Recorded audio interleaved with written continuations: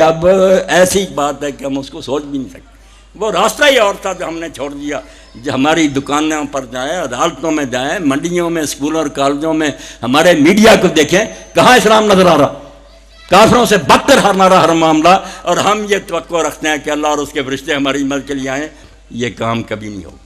اللہ کہتا نہ تقدیر ہے نہ ظلم ہے، تمہارے اپنے کرتوت ہیں تو تم بھگت رہے ہو. اس لیے اگر بچے یہ شروع کر رہے ہیں، میری ان سے بھی یہی درخواست ہے، جو بھائی سن رہے ہیں ان کے سارے کوئی کاروبار نہیں کرتے، جو بھی کوئی کاروبار کرتا ہے، کوئی زراعت کرتا ہے، کوئی دکان کرتا ہے، کوئی حکیم ہے، کوئی ملازمت، اللہ کے رسول سے جب پوچھا گیا کہ سب سے بہتر رزق کس کا، فرمایا جو آدمی اپنے ہاتھ سے کماتا ہے. اس لیے جہاں کوئی کھڑا نہ مشین پر کھڑا، کوئی ہل چلا رہا ہے، کوئی دکان، یہ روزی حضور نے فرمایا بہترین روزی ہے، بشرطے کہ اس میں تم جھوٹ کی اور بے ایمانی کی ملاوٹ نہ کرتا. التاجر الصدوق الامین من نبینا و صدیقین.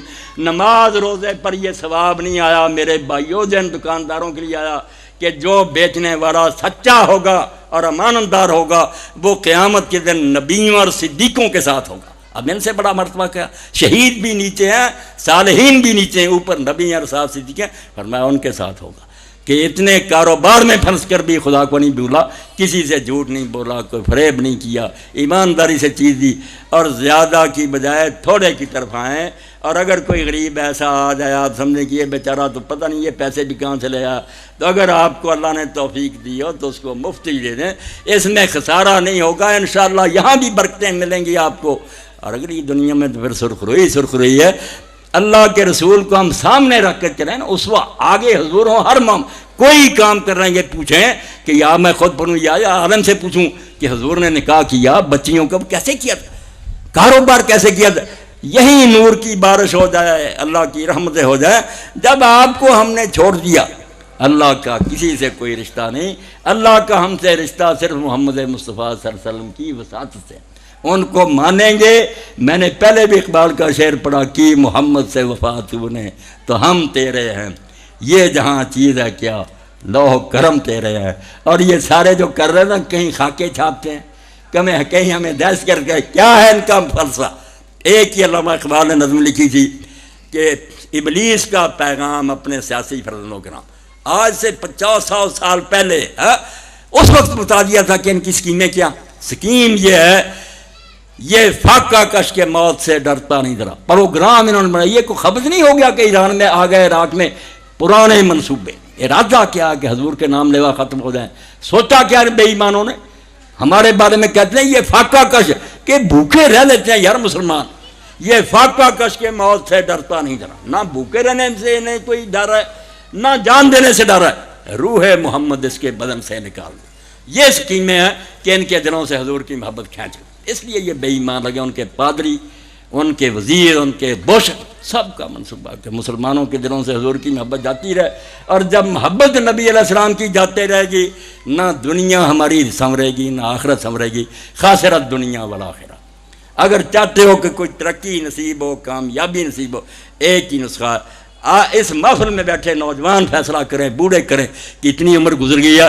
اب جب کان میں آواز آئی، کس کی آواز؟ حیا علی الصلاۃ. حیا کس کے حکم سے یہ اعلان کر رہا؟ اللہ کے رسول علیہ السلام بلا رہے ہیں. ابھی آپ کو کوئی تھانے دار بلائے نا، کوئی چودھری بلائے، کون انکار کرتا؟ آپ بھاگے جاتے ہیں. یہ اللہ کا رسول سرور کائنات بلا رہا ہے، آپ ہلتے نہیں. اسی لیے اللہ کے رسول نے صاف اعلان کر دیا، بین الکفر ورب ترک الصلاۃ. بندے کے اور کافر ہونے کے درمیان صرف جو لکیر ہے وہ نماز کا چھوڑنا. نماز جب کوئی چھوڑ دیتا، لا دین لمن لا صلاۃ لہ. جب نماز نہیں ہوتی وہ کیا دین ہے؟ 5 وقت نافرمانی خدا کی کرتا ہے اور اس نے حکم کیا ماننا. اس لیے آج کی محفل میں اور آپ کوئی شرم نہ محسوس کریں کہ ہم تو مسجد میں پہلے نہیں جاتے تھے. لوگ کیا نہیں، ابھی سے فیصلہ کریں کہ اب جو زندگی گزرے گی وہ عقائد عالم، فخر بنی آدم، سرور کائنات، فخر موجودات حضرت محمد رسول اللہ صلی اللہ علیہ وسلم کی اطاعت میں گزرے گی. ہم وہ کام کریں گے جو اللہ کے رسول نے کہا. پھر انشاءاللہ برکتیں ہی برکتیں ہیں.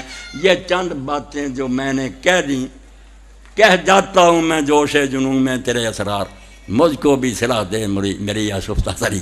میرے اس پاگل ہونے کا مجھے کوئی بدلہ دے دینا. کوئی 1-2 بندے بھی نکل آئے تو میں سمجھوں گا یہ مجلس جو ہے بابرکت ثابت ہوئی.